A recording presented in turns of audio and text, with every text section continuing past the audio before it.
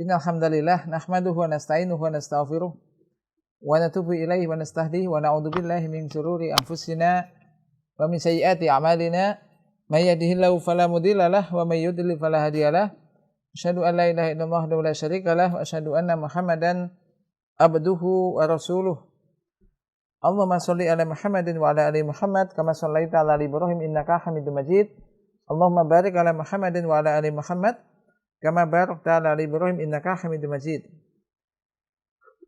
Ya ayyuhalladzina amanu taqullaha haqqa tuqatih wa la tamutunna illa wa antum muslimun. Amma ba'd. Ikhwas sekalian yang dirahmati Allah Subhanahu wa taala.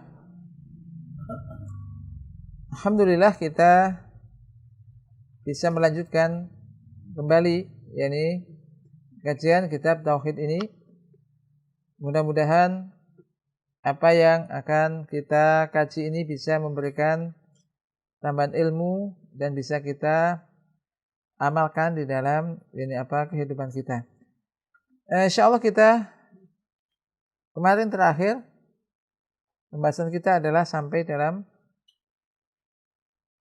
bab atau masalah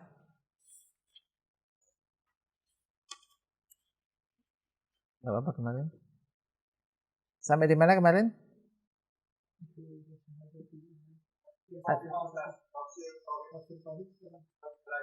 Oh, taib.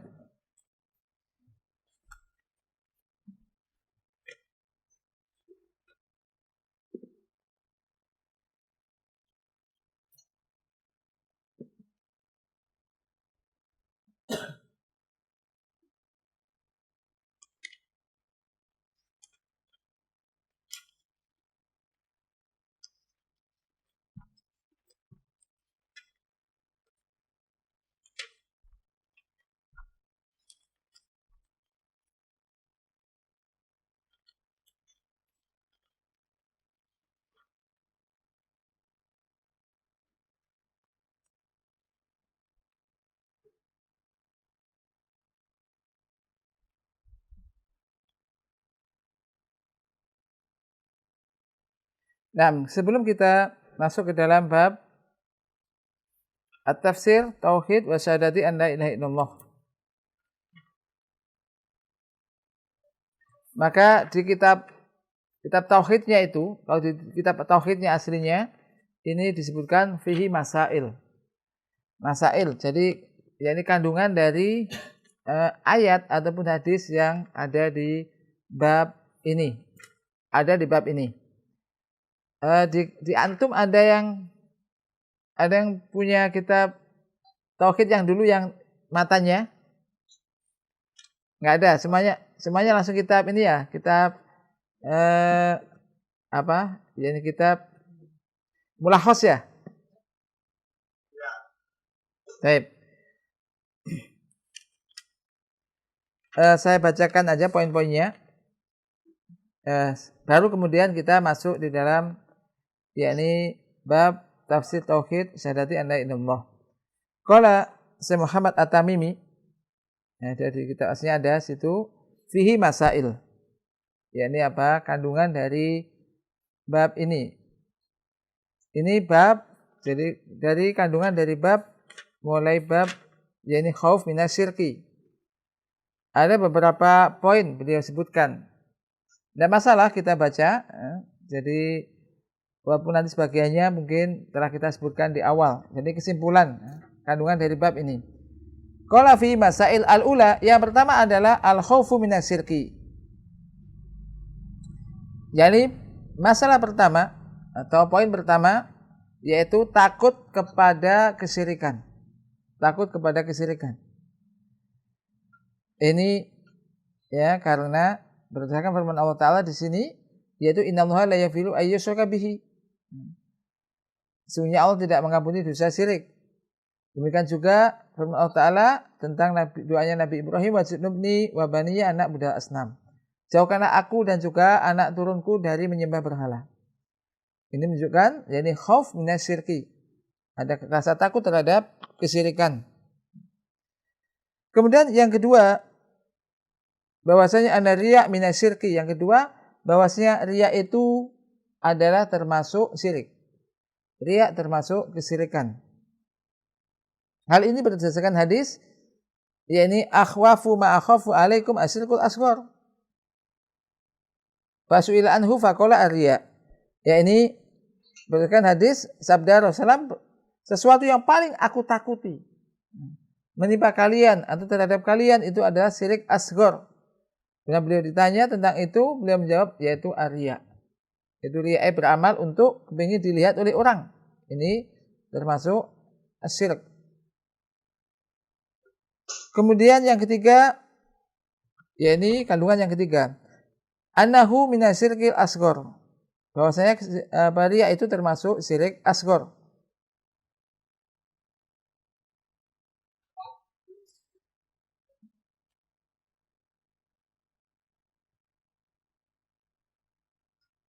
Kemudian keempat, bahwasanya innahu akhwafu ma yukhafu minhu ala sholihin.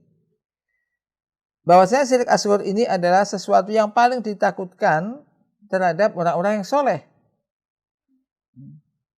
Dari mana kita ambil? Ini dari sabda Nabi, akhwafu ma akhafu alaikum asyirkul asghar.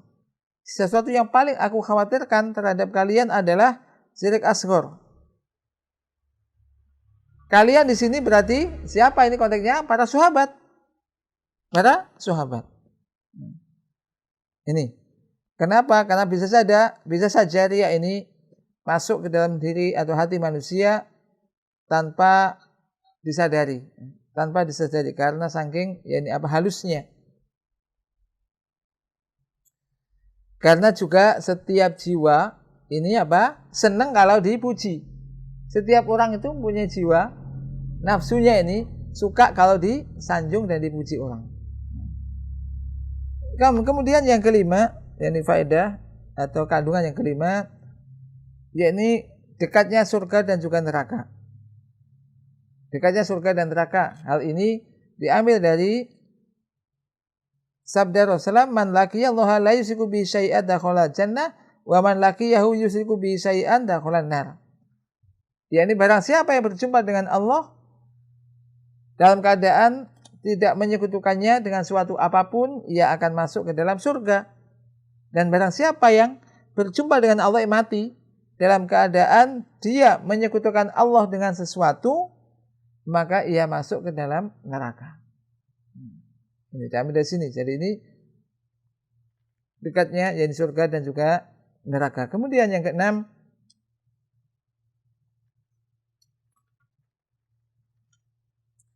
adalah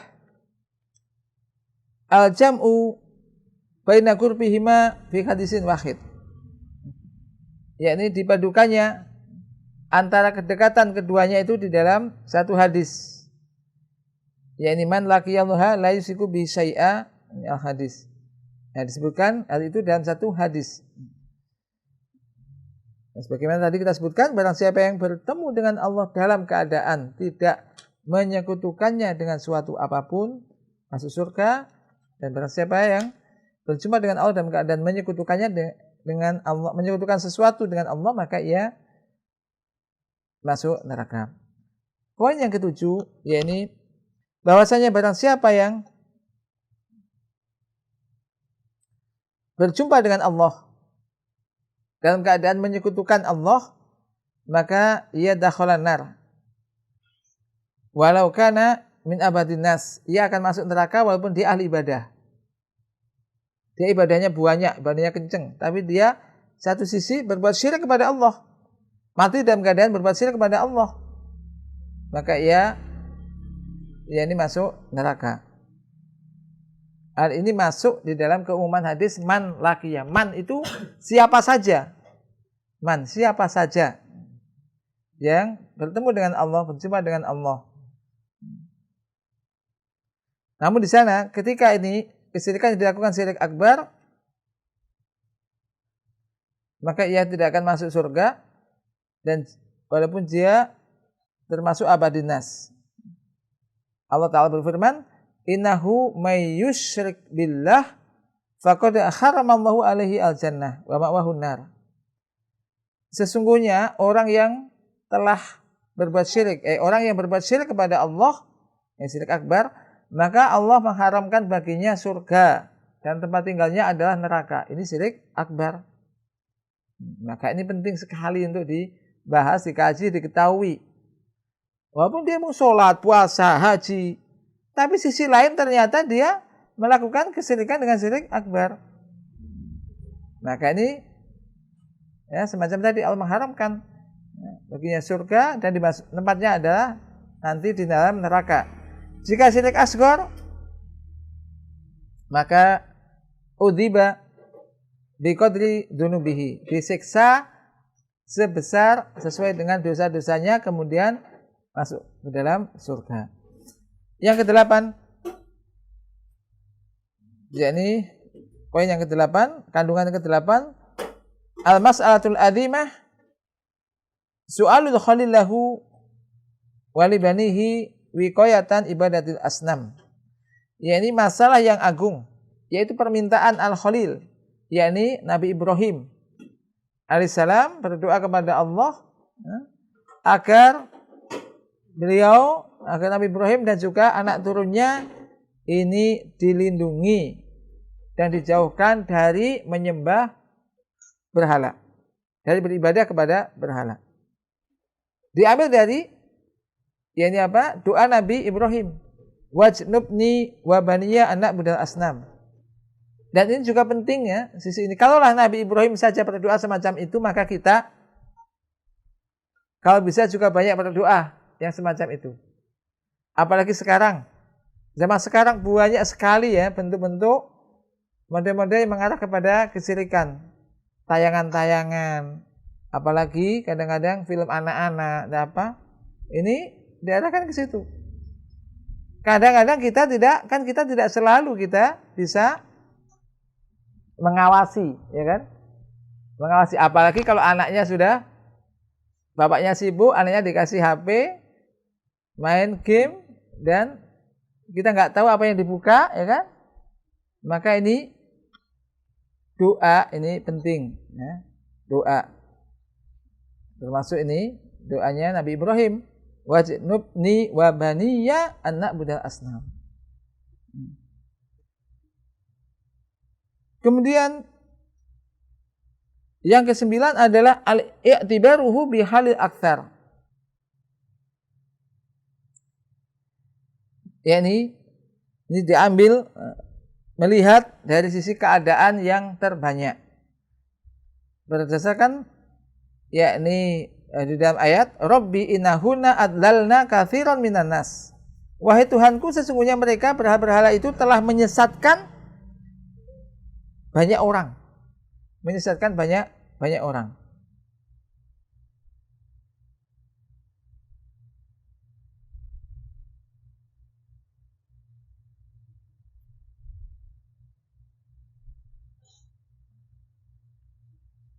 Yang ke-10, di sini ada fihi tafsir la ilaha illallah. Ada penafsiran tentang la ilaha illallah.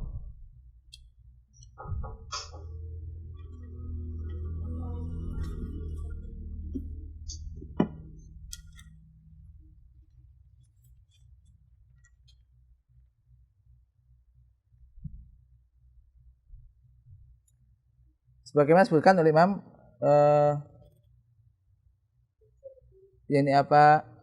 Bukhari. Kemudian yang ke-11 fadilatu, keutamaan orang yang selamat dari kesyirikan.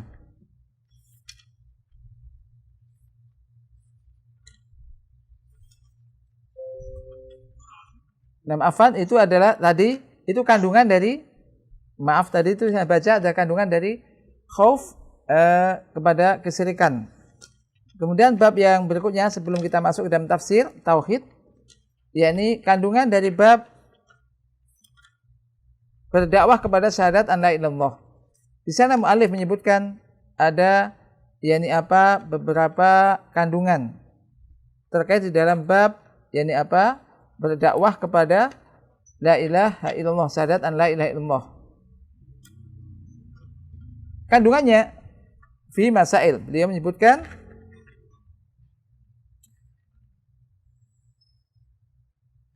yaitu kandungan yang pertama berkaitan dengan bab yang disebutkan oleh muallif, berkaitan dengan bab berdakwah kepada syahadat an la ilaha illallah. Kandungan pertama, anna dakwah ilallah, bahwasanya dakwah kepada Allah ini adalah jalan orang-orang yang mengikuti Rasulullah sallallahu alaihi wasallam.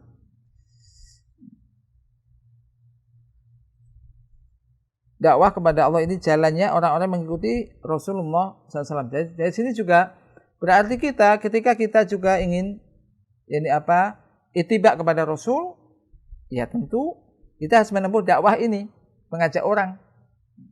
Mengajak orang ini kan sekali lagi ini banyak ya, metodenya banyak. Ya, walaupun secara formal atau enggak formal, mengajak orang kepada Allah, kepada syariat Allah. Ini ada termasuk jalannya orang-orang mengikuti Rasulullah sallallahu alaihi wasallam. Ini diambil dari firman Allah Ta'ala, "Qul hadi sabili ad'u ilallahi ala basiratin ana wa man ittaba'ani." Jadi katakanlah, ini ada jalanku, aku berdakwah mengajak orang kepada Allah di atas basirah dan juga aku dan juga orang-orang mengikutiku. Kemudian yang kedua, at-tanbih alal ikhlas, peringatan untuk bisa ikhlas. Terutama apa? Ya di dalam Allah. Di dalam berdakwah kepada Allah. Maka di sini diambil dari firman Allah, yaitu ad'u ilallah.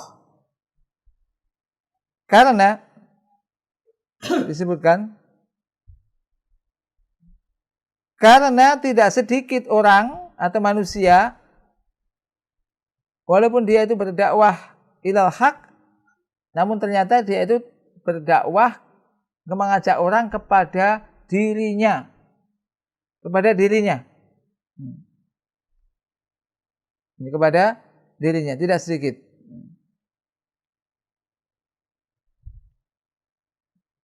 Jadi orang yang berdakwah kepada Allah, yaitu orang yang tidak menginginkan kecuali agar agama Allah itu tegak di muka bumi, diamalkan. Sedangkan orang-orang yang berdakwah kepada dirinya, ngajak orang kepada dirinya, maka yaitu orang yang menginginkan agar apa yang disampaikan itu harus diterima. Bisa kan? Apa maksudnya? Ada kalanya orang, kalau pendapatnya yang disampaikan nggak diterima, marah-marah. Harus terima. Ini pokoknya catat, tulis, kerjakan. Ini pendapatnya. Jadi kalau berdakwah, ya, ini karena Allah, yaitu orang yang berdakwah yang tidak menginginkan kecuali agar bagaimana agama Allah itu tegak.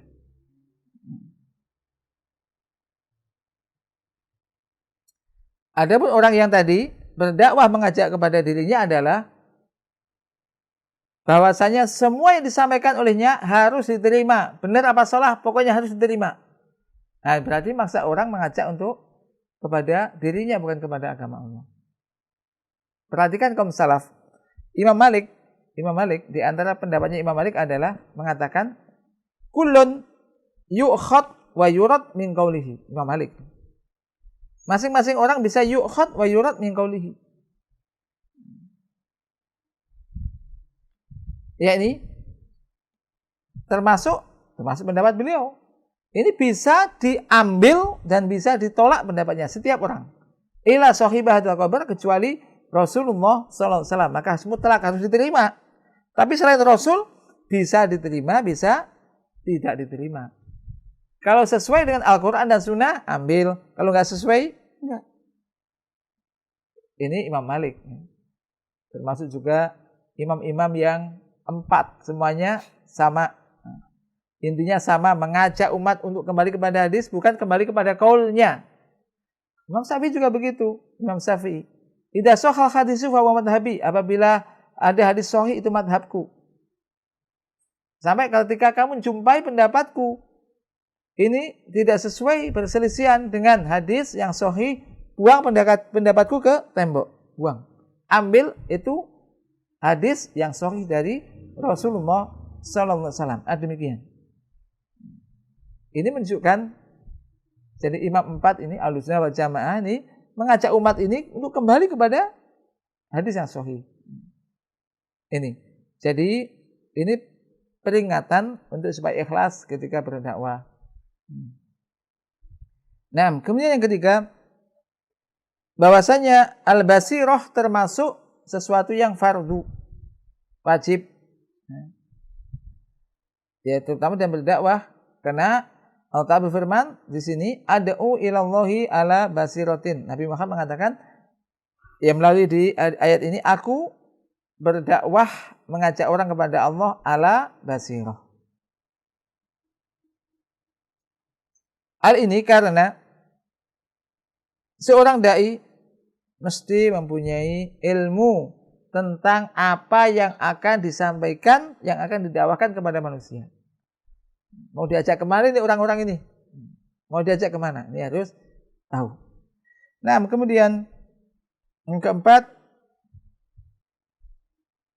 di antara dalil bagusnya tauhid, bahwasanya tauhid ini mensucikan Allah dari celaan. Tauhid mensucikan Allah dari celaan. Dari hal-hal yang enggak pantas, dari hal yang tidak baik. Allah disucikan dari itu.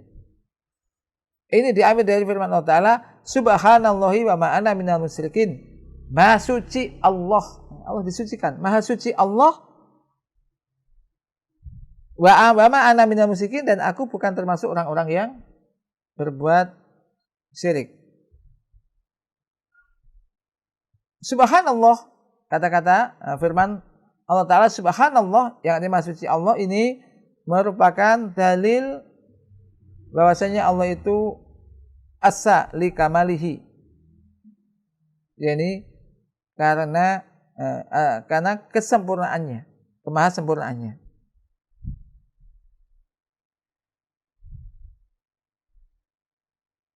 Dan yang dimaksud dengan masabbah, yakni maksudnya Allah disucikan dari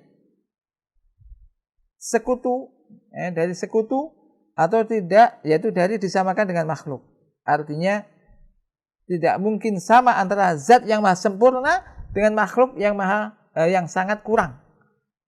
Maka ini Allah disucikan dari itu. Ini bagusnya apa? Ketauhidan.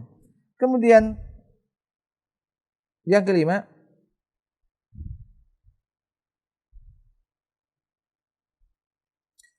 ana min kubi syirki kaunuhu masabatan lillah, sebaliknya. Termasuk jeleknya kesyirikan, yaitu bahwasanya kesyirikan ini merupakan masabatan lillah, celaan terhadap Allah Subhanahu wa taala. Maka di sini Allah, di akhir ayat ini Allah mengatakan wa ma ana minal musyrikin. Rasul mengatakan wa ma ana minal musyrikin, dan aku bukan termasuk orang-orang yang berbuat syirik. Kemudian yang keenam, wa hiya min ahamiha, dan ini adalah yang paling penting, yaitu ibadul muslim anil musyrikin li'alla yasira minhum walau lam yusrik, yaitu seorang muslim hendaknya menjauhkan diri dari orang-orang yang berbuat syirik. Seorang muslim menjauhkan diri dari orang-orang yang berbuat syirik agar tidak menjadi seperti mereka atau bagian dari mereka. Walau lam yusrik, walaupun dia tidak berbuat syirik. Nah, sini wa ma ana minal musyrikin, dan aku bukan termasuk orang-orang berbuat syirik. Dan ini tidak dikatakan dan aku wa ma ana musyrik, aku bukan musyrik. Tapi katakan wa ma ana minal musyrikin, dan aku bukan termasuk orang-orang yang berbuat syirik.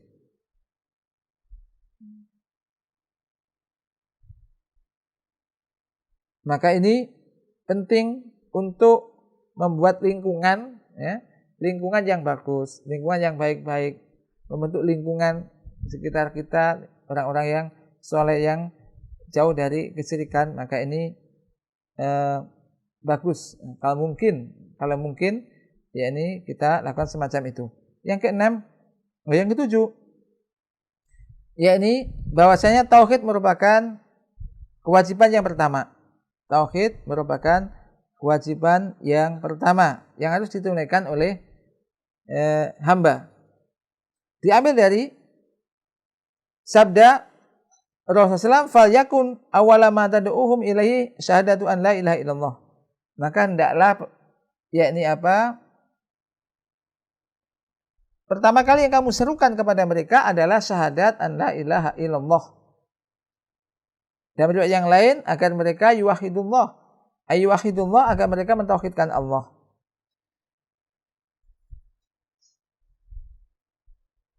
Ini menunjukkan tauhid merupakan kewajiban yang pertama.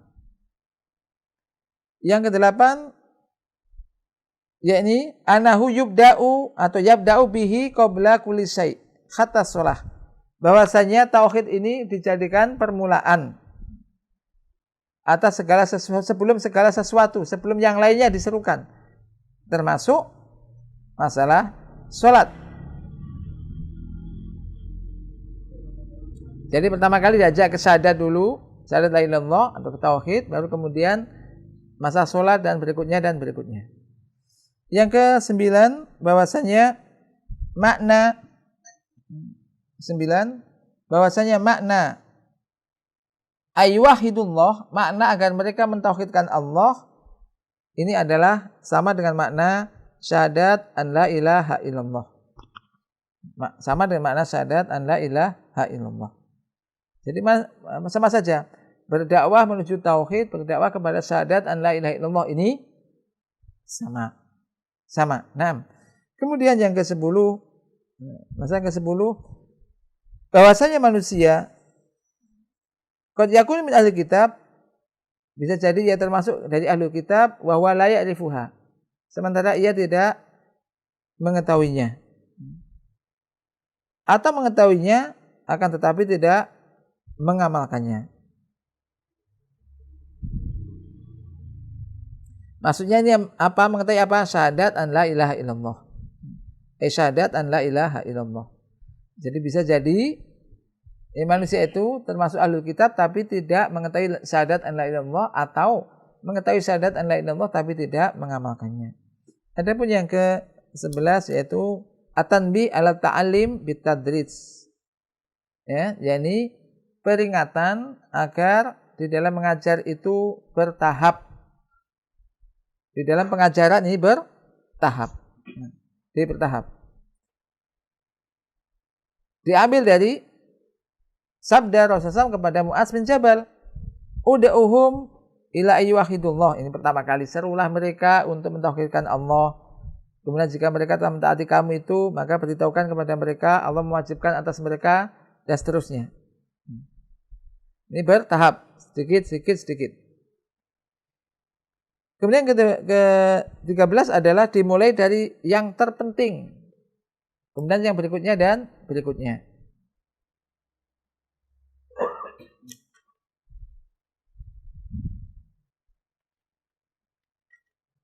Kemudian juga yang yakni 13 masalah atau kandungan ini yang ke-13, yakni masrafuz zakat, orang-orang yang berhak menerima zakat. Diambil dari sabda beliau, faturatu ala fuqaraihim. Lalu zakat itu diberikan kepada orang-orang yang fakir di antara mereka. Ini tentang masalah masrafuz zakat. Kemudian yang ke-14, yakni kasful alim asyubhat anil muta'allim. Yakni seorang yang berilmu ini menyingkap syubhat dari orang yang belajar ilmu, dari seorang murid atau orang yang belajar. Kemudian yang ke-15 adalah anahyu an karaimil amwal, larangan untuk yakni apa? Mengambil harta yang paling bagus dari orang yang berhak mengeluarkan zakat. Jadi enggak boleh ketika mengambil zakat memilih harta yang paling bagus. Kemudian yang ke-16, berhati-hati terhadap doanya orang yang madlum, orang yang terdolimi. Berhati-hati terhadap doanya orang yang madlum. Artinya jangan sampai mendolimi orang. Hal ini diambil dari sabda Nabi, wattaqi da'watal madlum, takutlah kamu kepada doanya orang yang terdolimi. Ini pelajaran juga Jadi terkadang sebagian orang menganggap hubungan muamalah dengan manusia itu dianggap enteng. Sepele aja. Akhirnya apa? Dia berbuat dolim kepada orang. Entah gajinya nggak diberikan, misalkan. Upahnya nggak dikasih. Atau haknya orang diambil. Ada sih misalnya. Kedoliman-kedoliman banyak. Hati-hati. Karena orang terdolimi ini bisa aja berdoa. Mendoakan jelek kepada orang yang berbuat dolim kepadanya. Nah, doanya ini mustajab. Kemudian yang ke-17 bahwasanya pemberitahuan bahwasanya doanya orang yang madlum ini tidak ada hijab. Berarti apa? Mustajab. Mustajab. Nah, ini untuk jadi hati-hati. Kemudian yang ke-18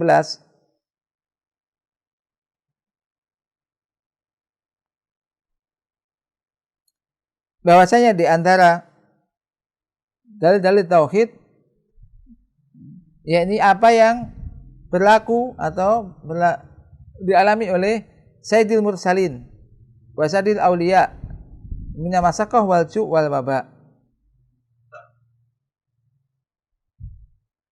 yakni apa? Dalil bahasa tauhidan ini mesti nanti sebagaimana apa yang dialami oleh Rasulullah sallallahu alaihi wasallam. Berupa apa? Ya mengalami kelaparan, termasuk juga ini apa? Masyaqqah, sesuatu yang berat dialami karena memegang tauhid ini, semacam itu.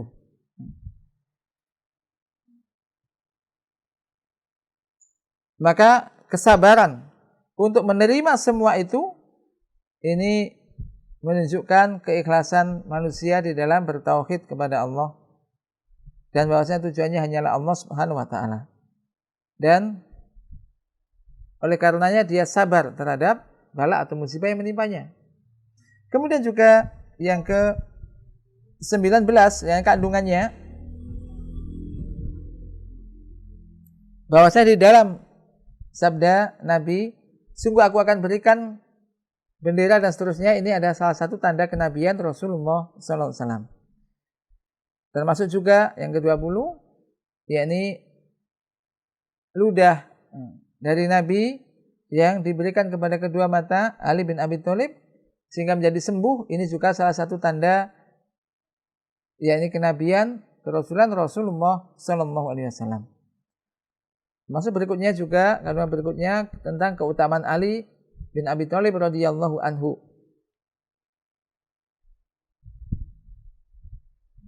Kenapa? Karena disebutkan dia telah mencintai Allah dan Rasulnya dan dicintai oleh Allah dan Rasulnya. Ini keutamaan.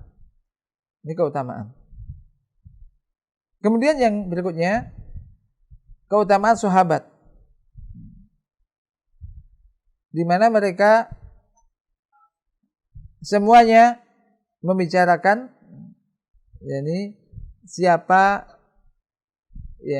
atau siapa yang akan memimpin pasukan di mana diberi kemenangan oleh Rasulullah oleh Allah Subhanahu wa taala dalam hal itu. Jadi mereka ingin mencapai atau ingin termasuk orang yang disebutkan oleh Rasul, yaitu orang yang mereka ingin tahu siapa orang yang mencintai Allah dan Rasulnya dan dicintai oleh Allah dan Rasulnya. Kemudian berikutnya adalah tadi yaitu beriman kepada takdir. Beriman kepada takdir, di mana orang yang menginginkan tidak mendapat, orang yang tidak menginginkan juga justru dikasih. Demikian juga adab, mengajarkan adab di sini. Dan Nabi mengatakan ala rislik, ini menunjukkan ini apa? Untuk tenang, tidak tergesa-gesa. Demikian juga di antara kandungannya adalah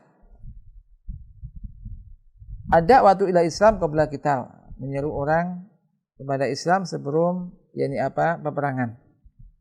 Didakwahi dulu, diajak dulu kepada Islam. Kemudian juga berikutnya bahwasanya masru' disyariatkan bagi orang yang du'u qabla dzalika wa qutilu. Orang itu diajak dulu diseru, diajak sebelum diperangi. Kemudian juga yang ke-27 kandungan ini disebutkan dakwah dengan hikmah. Diambil dari hadis akhbirhum bima yajibu alaihim. Sampaikan kepada mereka kewajiban yang harus mereka kerjakan. Nah, ini penting dan termasuk hikmah. Termasuk hikmah yaitu ini apa? Agar dakwah ini apa? Sempurna. Yaitu pertama kali serukan kepada Islam, kemudian menyampaikan berikutnya kewajiban berikutnya dan berikutnya. Dakwah dengan hikmah. Ini penting. Demikian juga kita, ketika berdakwah juga hendaknya demikian. Kemudian berikutnya mengetahui hak Allah yang di dalam Islam. Berdasarkan sabda Nabi, sampaikan kepada mereka apa kewajiban yang harus mereka tunaikan di antara hak Allah. Yaitu hak Allah yang wajib mereka tunaikan. Nah, kita juga harus tahu itu. Kita telah bahas bahwa hak Allah adalah bertauhid, beribadah kepada Allah Subhanahu wa taala. Kemudian juga di antara kandungannya juga besarnya pahala orang yang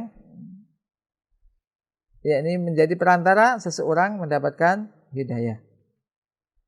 Dan yang ke-30 disebutkan al-khalifu al-futiyah, yakni boleh bersumpah untuk berfatwa dalam rangka berfatwa berdasarkan sabda Nabi, fa wallahi la ayahdiyallah, dan seterusnya. Demi Allah, ini sumpah. Nabi mengatakan demi Allah, sungguh kiranya Allah memberikan hidayah satu orang melalui kamu itu lebih baik daripada unta merah. Nah, sekarang kita yang masuk di dalam bab yang baru, tafsir tauhid dan syahadat an la ilaha illallah. Tafsir tauhid dan syahadat an la ilaha illallah. Wa qaulillahi ta'ala, ulaika alladziina yad'una yabtaguna ila rabbihim alwasilah ayyuhum aqrab wa yarjuna rahmatah wa yakhafuna adzabah. Inna adzaba rabbika kana mahdura. Nah, bab ini, hubungan bab ini dengan tauhid, dengan kitab tauhid,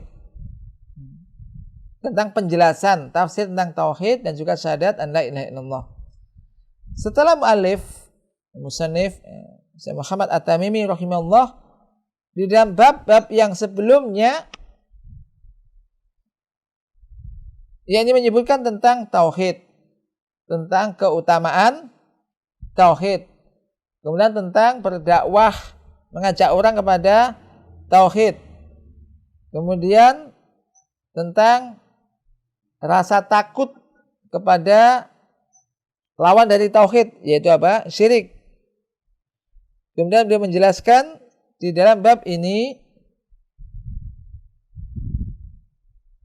tentang maknanya, makna tauhid. Mengapa? Karena sebagian manusia terkadang salah di dalam memahami at-tauhid. Di antara mereka mengira bahwasanya makna tauhid itu adalah hanya mengakui tauhid rububiyah saja. Misalkan orang mengatakan, atau kalau ditanya siapa yang menciptakan Anda gitu. Siapa yang menciptakan kamu? Allah. Siapa yang memberi rezeki kita? Allah. Seakan-akan sebagian orang mengira kalau orang sudah demikian berarti sudah bertauhid. Padahal ini masih apa? Masalah tauhid rububiyah. Padahal ini hal semacam itu bukan yang dimaksud dengan tauhid. Akan tapi yang dimaksud dengan tauhid adalah apa yang ditunjukkan oleh nas-nas yang telah disebutkan oleh yakni mu'alif di sini, penulis ini, yakni Syekh Muhammad rahimahullah taala.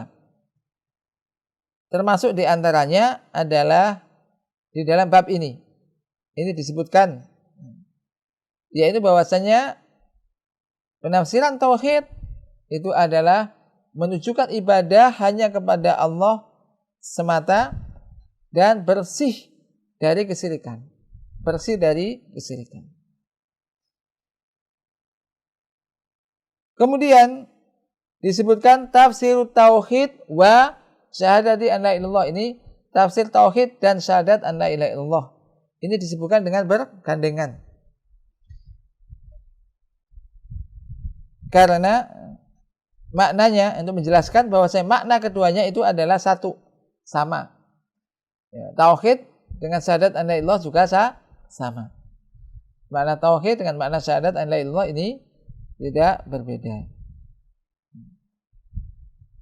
Maka di sini Allah Ta'ala berfirman, ulaika alladziina yad'una yabtaghuna ila rabbihimul wasilah. Jadi mereka itu alladzina yad'una, yaitu yang mereka seru. Yang mereka seru, yad'una maksudnya yang mereka seru, maksudnya adalah apa yang mereka seru selain Allah. Apa yang mereka berdoa kepadanya selain Allah. Yaitu apa? Para malaikat. Wal anbiya, para nabi. Wassolihin, orang-orang soleh. Dan selain mereka.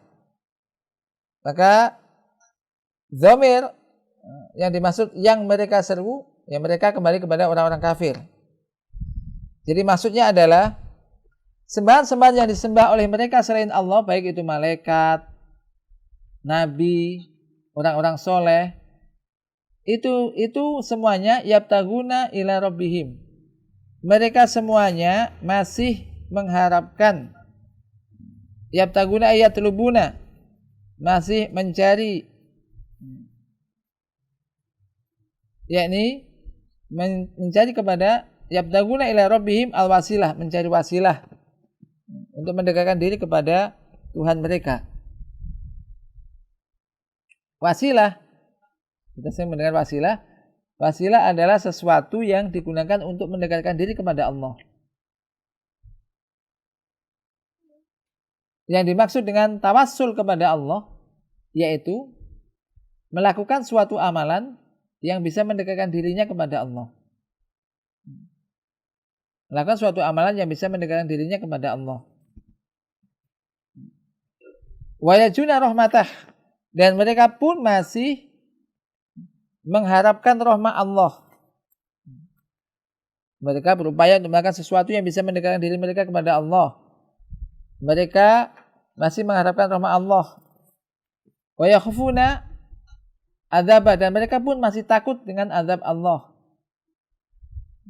Jadi mereka tidak takut kecuali hanya kepada Allah Subhanahu wa taala.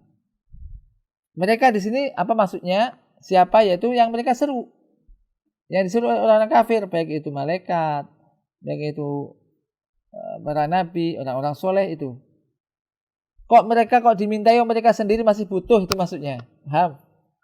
Mereka sendiri aja masih butuh untuk mendekatkan diri kepada Allah. Mereka masih butuh rahmat Allah. Mereka masih takut akan azab Allah. Kok mereka dimintai? Paham? Kok mereka orang-orang kafir kok berdoa kepadanya? Berarti ini kan tidak benar. Jadi ayat ini di dalam ayat ini Allah Subhanahu wa taala mengabarkan bahwasanya mereka yang diseru oleh orang-orang musyrik, yaitu sembahan-sembahan yang disembah mereka selain Allah, baik itu berupa malaikat, para nabi, orang-orang soleh, mereka saja masih mencari kurbah, mencari suatu amalan yang bisa mendekatkan diri kepada Allah. Mereka masih mengharapkan rahmat Allah, dan mereka masih takut kepada azab Allah. Jika keadaan mereka itu demikian itu halnya, maka mereka adalah termasuk orang yang termasuk hamba Allah, abid, hamba Allah. Maka bagaimana orang demikian itu kok disembah? Kok mereka berdoa kepadanya? Sementara mereka sendiri masih sibuk dengan dirinya, ya termasuk malaikat, Rasul, orang-orang soleh, wali-wali Allah dan seterusnya. Mereka sendiri sibuk terhadap diri mereka untuk berdoa kepada Allah untuk supaya selamat. Mereka bertawasul melakukan suatu amalan-amalan yang bisa mendekatkan diri kepada Allah Subhanahu wa taala. Dengan apa? Dengan ibadah kepada Allah. Kok mereka disembah, kok mereka dimintai yakni apa? Doa dan seterusnya. Ini maksudnya. Nah, ayat ini kaitannya dengan bab dijadikan dalil di sini bahwasanya anha tadullu ala anna makna tauhid wa syahadati an la ilaha illallah wa tarku ma alaihi musyrikun min da'watil sholihin wal itisfa'i bihim ilallahi fi kasfi durri au tahwilihi li anna dzalika huwa syirku akbar. Maksudnya adalah bahwasanya ayat ini menunjukkan makna tauhid dan juga makna syahadat an la ilaha illallah, yaitu meninggalkan perbuatan-perbuatan yang dilakukan oleh orang-orang musyrik zaman dahulu, yaitu apa? Berdoa kepada orang-orang soleh. Tidak berdoa kepada orang-orang soleh telah mati. Orang-orang soleh telah mati di kuburan mereka. Berdoa minta kepada mereka. Tidak melakukan itu. Meninggalkan itu. Demikian juga minta syafaat kepada mereka. Orang-orang telah mati kepada Allah. Untuk apa? Untuk bisa menghilangkan madorot, musibah, bencana yang menimpa. Apakah mereka bisa memberikan keselamatan kepada kita? Ketika kita minta kepada mereka, tidak bisa. Mereka sendiri masih bingung menyelamatkan diri mereka dari azab Allah. Bagaimana kita minta kepadanya? Itu maksudnya. Dan itu tidak boleh, karena itu termasuk perbuatan syirik akbar. Dari sini kita ambil yakni apa? Pelajaran dari ayat ini. Yang pertama adalah ini adalah ar-raddu 'alal ladina yad'una auliya was-solihin fi kasfi dzurri au jalbil naf'i. Yaitu bantahan terhadap orang-orang yang berdoa, bantahan terhadap orang-orang yang berdoa kepada wali-wali Allah. Tapi mereka sudah mati. Dan orang-orang soleh dalam rangka untuk menghilangkan madorot, musibah, bencana, dan seterusnya. Atau untuk mendatangkan manfaat. Bahwasanya mereka yang diseru, mereka yang mereka seru, mereka minta itu, mereka sendiri tidak bisa mendatangkan manfaat dan juga menolak madorot dari diri mereka sendiri. Bagaimana mereka bisa memberikan itu kepada selain mereka? Ini maksudnya. Jadi intinya ini, kalau mereka sendiri masih bingung untuk menyelamatkan diri kok dimintai. Kemudian yang kedua adalah bayanu siddati khawfil anbiya was solihin minallahi wa bayanu rojaihim li rahmatihi, yaitu menjelaskan tentang sangat takutnya para nabi dan juga orang-orang soleh kepada Allah Subhanahu wa taala. Mereka sendiri takut akan azab Allah. Orang-orang para nabi, para rasul, orang-orang soleh takut kepada Allah, sangat besar takutnya mereka kepada Allah. Dan juga menjelaskan tentang harapan mereka. Mereka semua masih mengharapkan rahmah Allah Subhanahu wa taala. Nah, dari sini maka ini mengandung sekali lagi makna ini apa? Penafsiran dari tauhid dan juga syahadat an la ilaha illallah. Jadi di antaranya tadi tidak berdoa kepada malaikat, kepada rasul, kepada orang-orang soleh yang telah mati dan yang semisalnya. Karena mereka sendiri masih membutuhkan rahmat Allah. Mereka masih takut akan azab Allah. Sehingga harus berdoa hanya kepada Allah, memohon kepada Allah yang bisa mendatangkan manfaat atau menolak madarat itu hanyalah Allah Subhanahu wa taala. Nah, jadi ini di antara ayat ini di antara penafsiran tauhid dan juga syahadat an la ilaha illallah. Adapun ayat yang kedua, wa qoulihi ta'ala wa id qala Ibrahimu li abihi wa qaumihi innani bara'um mimma ta'budun illa alladzi fatarani fa innahu sayahdin. Ini ayat kedua dari bab ini. Firman Allah Subhanahu wa taala, dan tatkala Nabi Ibrahim berkata kepada ayahnya dan kaumnya, innani bara'un mimma ta'budun. Sesungguhnya aku berlepas diri dari apa yang kalian sembah. Berlepas diri dari semua sembahan-sembahan yang kalian sembah. Illa, perhatikan di sini. Illa kecuali. Illa ladzi fataroni, kecuali zat yang telah menciptakan aku. Yaitu siapa? Allah. Maka itulah sembahanku semata. Itulah zat yang aku ibadahi. Illa ladzi fataroni. Fa innahu sayahdin, maka sesungguhnya ia akan memberikan petunjuk hidayah kepadaku. Ayat ini, di dalam ayat ini, makna dari ayat ini, bahwasanya Allah Subhanahu wa taala mengabarkan tentang hamba dan rasulnya dan kekasihnya, yakni Nabiullah Ibrahim alaihissalam. Bahwasanya Nabi Ibrahim ini berlepas diri dari setiap apa yang disembah oleh bapak dan juga kaumnya, ayah dan kaumnya. Itu berhala-berhala. Dan tidak ada pengecualian kecuali satu, yaitu yang telah menciptakannya, yaitu menciptakan Nabi Ibrahim, yaitu Allah Subhanahu wa taala. Maka itulah yang disembah oleh Nabi Ibrahim, dialah semata, Allah semata itulah yang disembah oleh Nabi Ibrahim, yang tiada sekutu baginya. Ayat ini hubungannya dengan bab ini, bahwasanya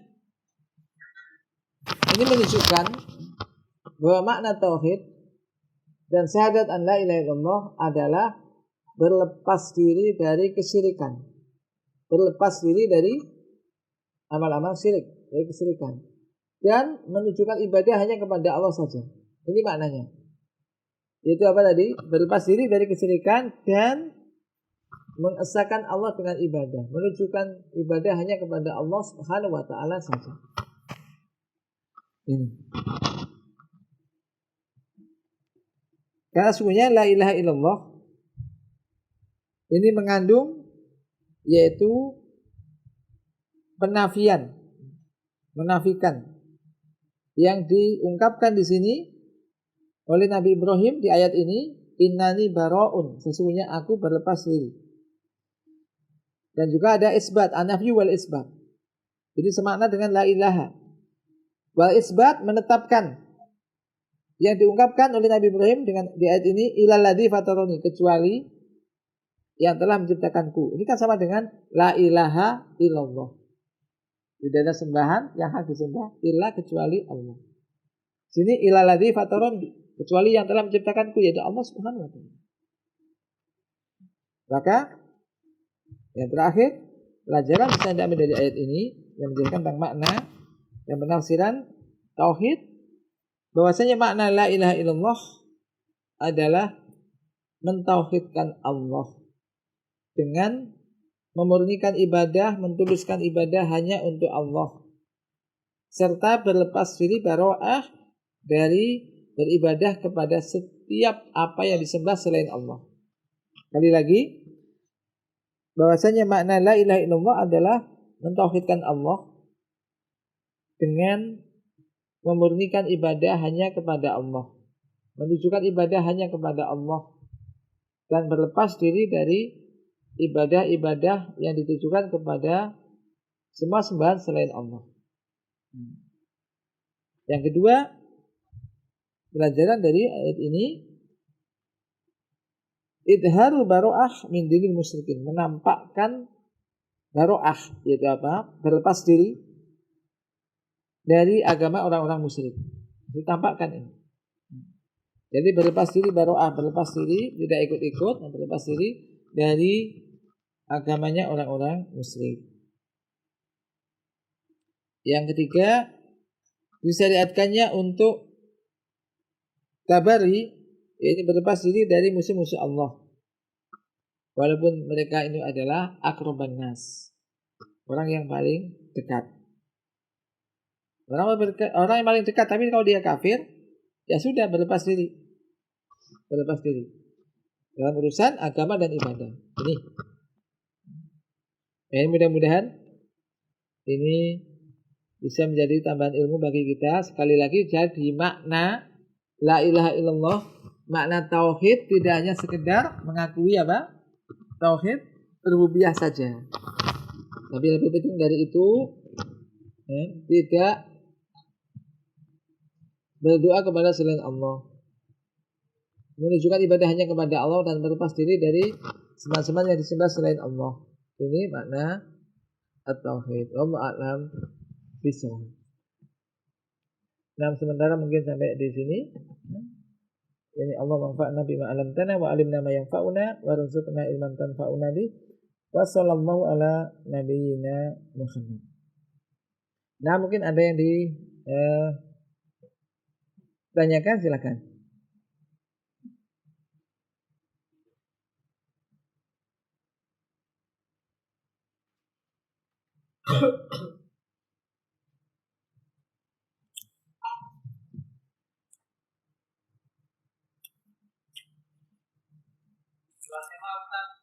Ya.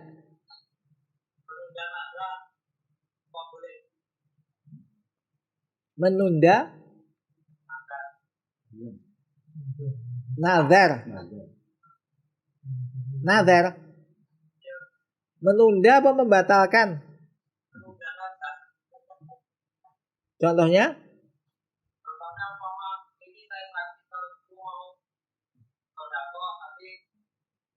Begitu sembuh nggak sedekah.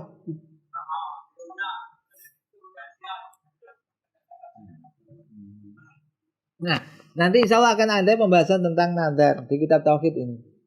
Nadar, para ulama sih memang menyebutkan nadar itu pada asalnya sebetulnya adalah, ada yang mengatakan makruh. Tetapi kalau memang sudah terucap dan kaitannya adalah tidak mengandung maksiat kepada Allah, wajib segera dikerjakan. Karena hutangnya kepada Allah.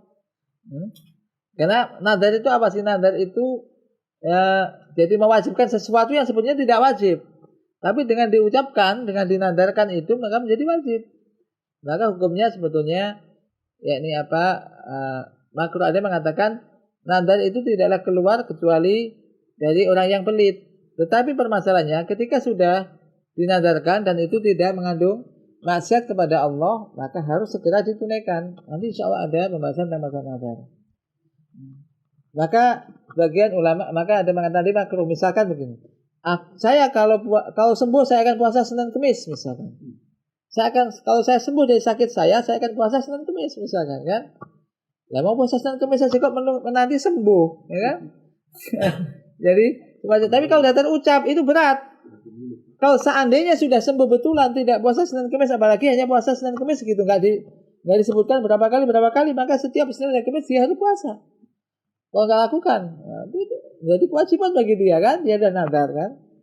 Ya maka kalau memang sudah terucap nadar itu, ya kalau bisa sedekah. Nah, permasalahannya sedekahnya itu dibatasi nggak? Saya akan sedekah maska atau sedekah apa, atau sedekah apa yang dimaksud, sehingga harus menanti gajian yang besar. Apakah sedekah dalam konteks yang besar, menyembelih kambing kah atau apa, atau sedekah mengundang orang nasi kotak atau apa misalnya, kan tidak sebutkan. Intinya kalau memang sudah begitu, akhirnya kan menjadi hutang, itu artinya segera harus ditunaikan. Maka yang paling enak itu nggak usah nadar-nadaran. Nah, kenapa? Apakah ketika nadar itu menjadi sebab orang itu akan sembuh? Belum tentu. Kalau nggak waktunya sembuh juga tidak sembuh.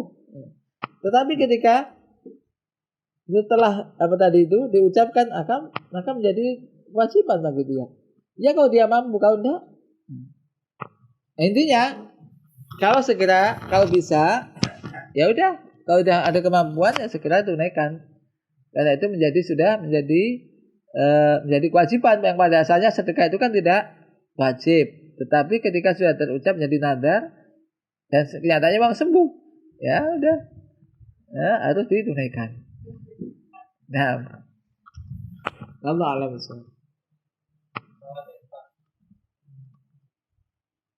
Nah, kalau untuk di situ berkaitan dengan misalkan bulan-bulan Muharram atau Syuro gitu, ada ritual-ritual kah di situ? Antum biasanya ada kan ritual-ritual gitu kan? Ada nggak kebiasaan gitu? Nggak ada? Hah? Nggak ada? Alhamdulillah kalau nggak ada ya kan? Kan sebagian kadang-kadang wah ini untuk tolak bala ini kan ini anu buat ini dan itu ya sebenarnya nggak usah, ya sudah berdoa saja kepada Allah, tingkatkan ketaatan kan gitu kan kepada Allah Subhanahu Wa Taala, insya Allah ifadilah yafatka. Nabi mengatakan jagalah Allah, Allah akan menjaga kamu. Jadi kau ingin dijaga oleh Allah, jagalah syariat-syariat Allah sudah, insya Allah Allah menjaga kita. Ketika kita menjaga syariat-syariat Allah, lakukan perintah-perintahnya, tinggalkan larangannya, insya Allah Allah akan menjaga kita. Nah,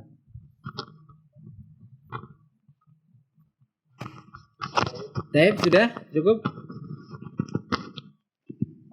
Halas, taib. Nah, subhanakallahumma wa bihamdika asyhadu an la ilaha illa anta astaghfiruka wa atubu ilaik. Assalamualaikum warahmatullahi wabarakatuh.